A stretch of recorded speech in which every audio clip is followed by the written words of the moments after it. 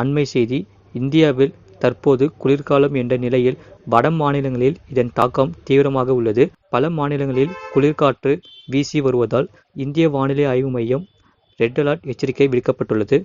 குளிர் தாக்கம் அதிகம் உள்ள மாவட்டங்களில் உத்தரப்பிரதேசமும் இடம்பெற்றுள்ள நிலையில் அங்குள்ள கான்பூர் மாவட்டத்தில் பலருக்கும் மாரடைப்பு ஏற்பட்டு வரும் சம்பவம் அதிர்ச்சியை ஏற்படுத்தி உள்ளது.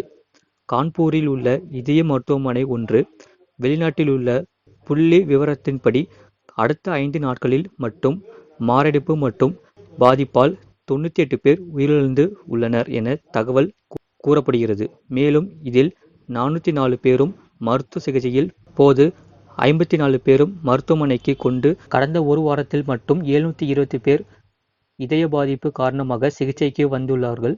சிகிச்சையை வந்திருந்த போது வயதானவர்களுக்கு தான் மாரடைப்பு பாதிப்பு ஏற்பட்டு என நிலை மாறி இந்த குளிர்காலத்தில் இளம் வயதினர் பலருக்கும் மாரடைப்பு ஏற்பட்டு வருகின்றன என்ற செய்தி மிகவும் அதிர்ச்சியை ஏற்படுத்தியுள்ளது. அது மட்டுமில்லாமல் பதில் பருவத்தினர் கூட மாரடைப்பு ஆளாவதாக மருத்துவர்கள் கவலை தெரிவிக்கின்றனர்.